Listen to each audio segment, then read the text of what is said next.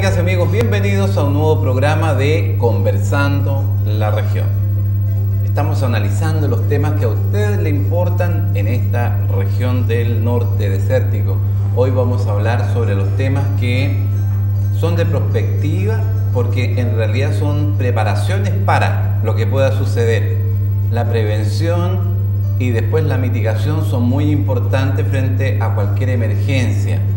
Y para hablar de esto hemos invitado a Irina Salgado. Ella es la directora regional de la ONEMI, la Oficina de Emergencia. En este caso sería la OREMI, ¿verdad?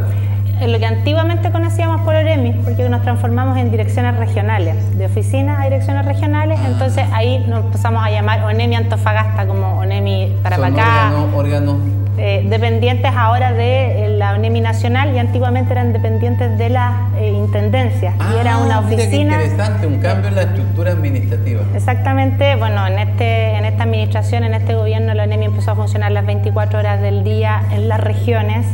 Nos trasladamos a zonas de seguridad, por ejemplo, que antes funcionábamos en las intendencias también. Irina, tú te preparaste para esto. Veo que hay un magíster, por ejemplo, en gobierno y sociedad, hay un diplomado en áreas de gestión pública, hay una pasantía en Estados Unidos sobre gestión de emergencia. Cuéntanos cómo ha sido tu preparación para enfrentar este tema. Bueno, a mí me gusta el trabajo de servicio público. Yo soy de profesión de origen periodista, pero a medida que fui avanzando me empecé a especializar básicamente en el área como de gestión de proyectos, de estrategia pública.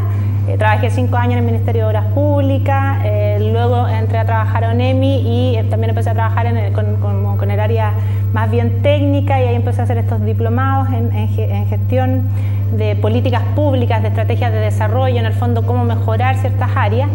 Y esta era un área que a mí me llamaba profundamente la atención porque, como tú dices, somos un país como de riesgos, pero como con poca aplicación.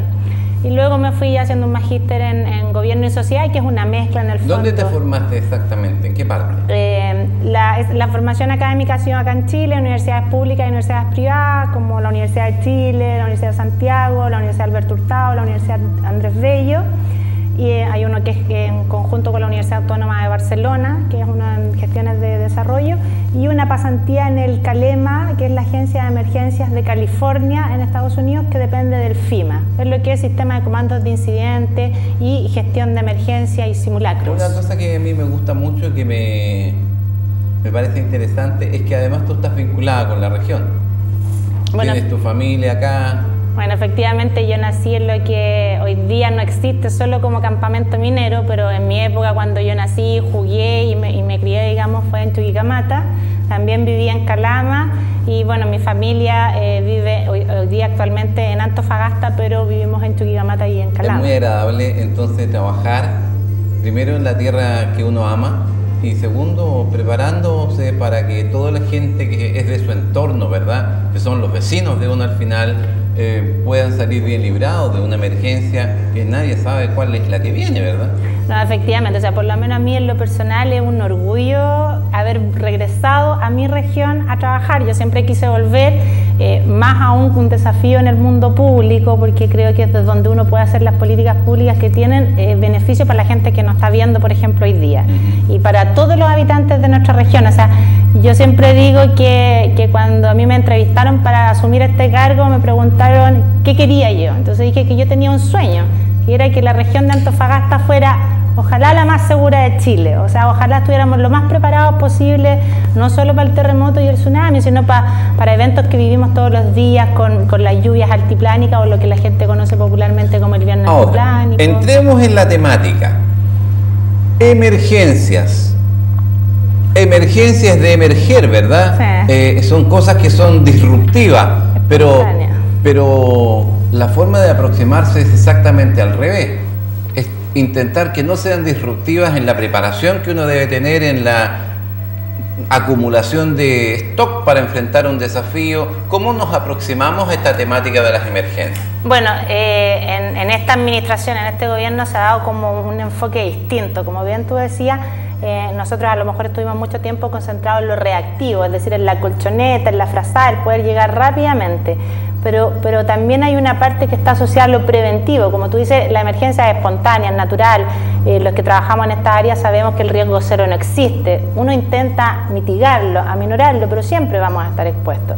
Entonces, nuestro enfoque en este minuto ha sido preventivo, es decir, educar a la comunidad en cómo estar mejor preparada para enfrentar una emergencia y que el sistema público, ya sea los municipios, lo que es el gobierno local, las gobernaciones, la intendencia, los organismos de emergencia tengan o desarrollen proyectos de mitigación que impliquen que esa emergencia la recibamos distinta.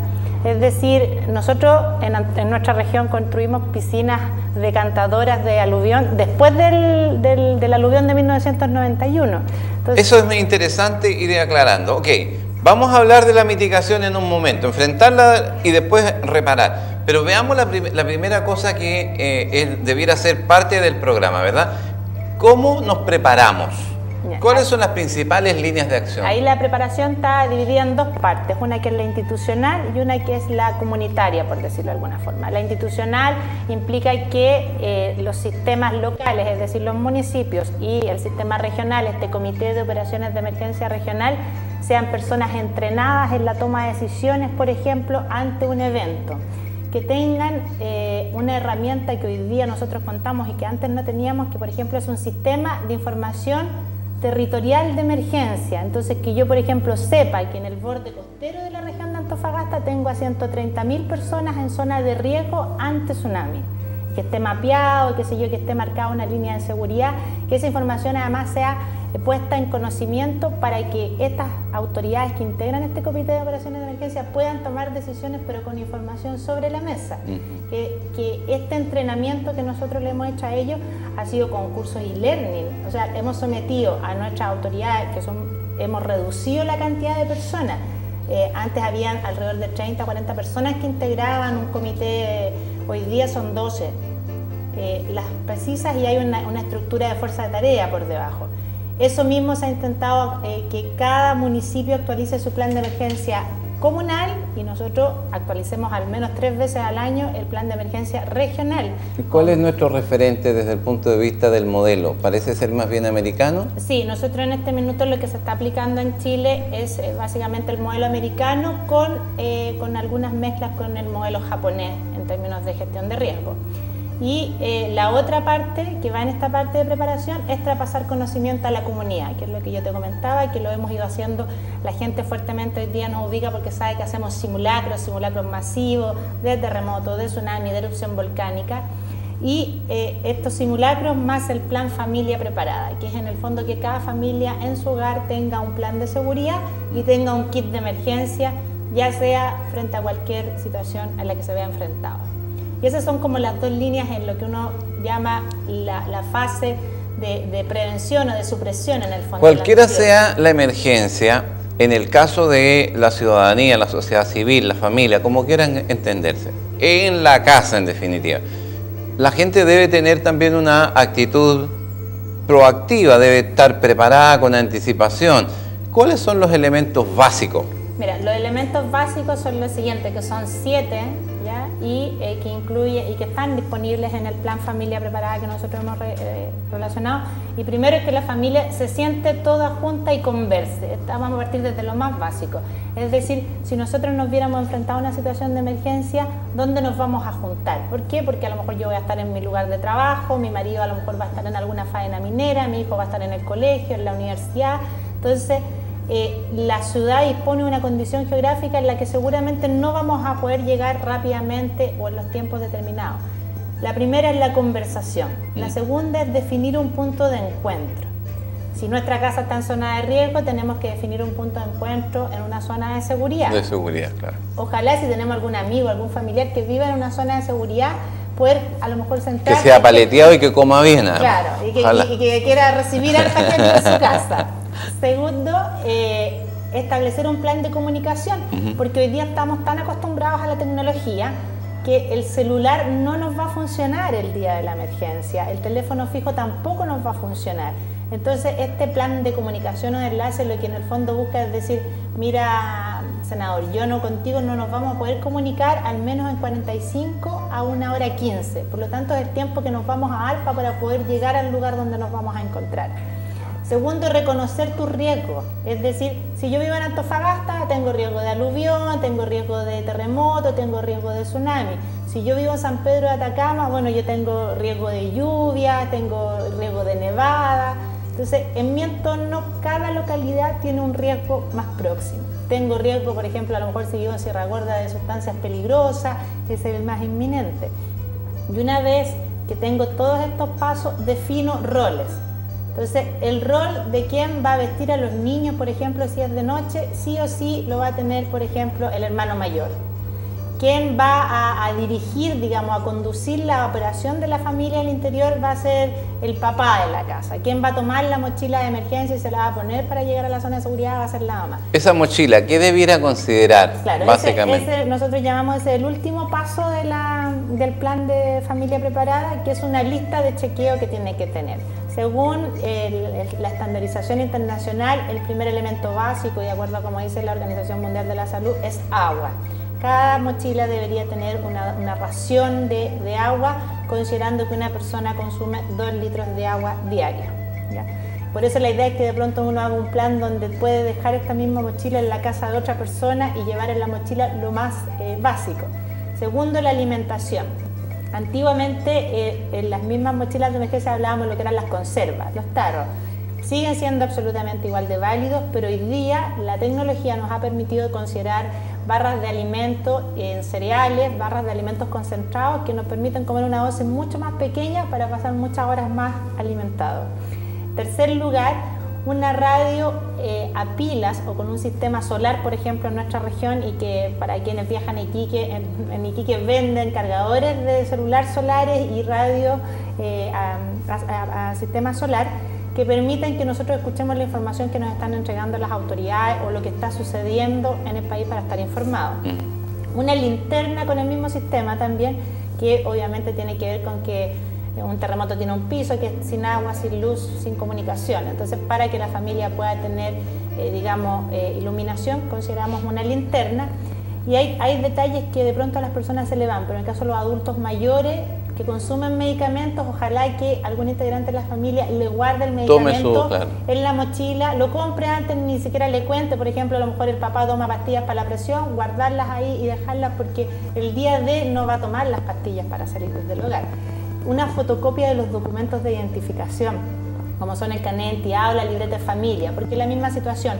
Si uno se mueve o se desplaza rápidamente, no va a tener el espacio, a lo mejor se le pueden quedar los documentos. Y las amigas que nos están siguiendo, los amigos que nos están siguiendo, que ya van comprendiendo que una mochila de emergencia, un bolso de emergencia es clave. ¿Dónde encuentran esta información para hacer esta lista de chequeo y ir verificando? Ya, tengo que tener todas estas cositas guardadas, preparadas. Hay dos formas de encontrarla. Primero en la página web de la ONEMI, que es www.onemi.cl, van a encontrar una imagen que dice familia preparada y aparece una familia como caminando, tú pinchas ahí y ahí lo puedes obtener e incluso lo puedes hacer en línea, imprimirlo en tu casa, este plan de emergencia con los roles, las funciones y la lista de chequeo. Y para quienes no tienen internet pueden retirar el folleto en papel desde la Dirección Regional de ONEMI en Antofagasta, que está en Orella 1373, pasado Avenida Argentina entre Linares y Saavedra. Ahora, ¿el sistema educacional tiene importancia en esta estructura de emergencia? Sí, o sea, yo creo de verdad que es esencial y creo que ahí nos falta harto por avanzar, porque en países más avanzados que nosotros la gestión del riesgo o los riesgos son parte de la educación básica, es decir, uno tiene como un ramo donde a uno le enseñan, usted vive en el país más sísmico del mundo. O sea, los japoneses nos dicen a nosotros, ustedes han aprendido un poco de lo que les ha pasado. Si nosotros vamos a los libros vamos a encontrar que el Big One en terremotos lo tiene Chile con el terremoto de Valdivia de 1960, que es un 9.5.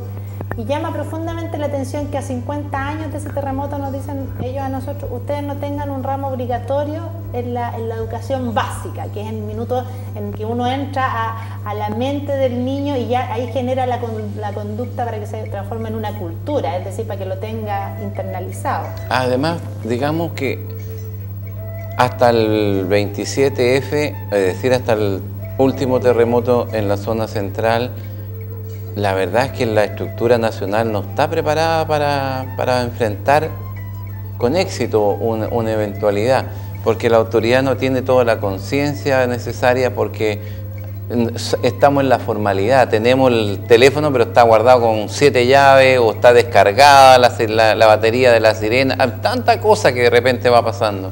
Y de hecho es como cuando uno dice, bueno, si Chile es el país con este nivel de riesgo, no solo los terremotos y los tsunamis, ¿por qué, por ejemplo, el presupuesto que se le asigna ahora que viene la discusión presupuestaria en esta área no, hay que señalar que los 2 últimos años ha ido incrementando considerablemente el presupuesto con una inversión, pero claramente debería tener una inversión alta en el área, como tú dices, tanto de gestión de proyectos, de desarrollo, tener otra institucionalidad. O sea, nosotros si somos un país de riesgo no podemos tener una oficina nacional de emergencia. Hoy día se discute en el Congreso una ley que presentó el presidente Sebastián Piñera sobre transformar a la actual ONEMI en una agencia nacional de protección civil y emergencia, que en el fondo es como un poco la copia de la agencia de emergencias de Estados Unidos, cómo funciona el FEMA en el fondo, pero que da cuenta de tener una institucionalidad, como tú dices, al nivel de lo que necesitamos como país.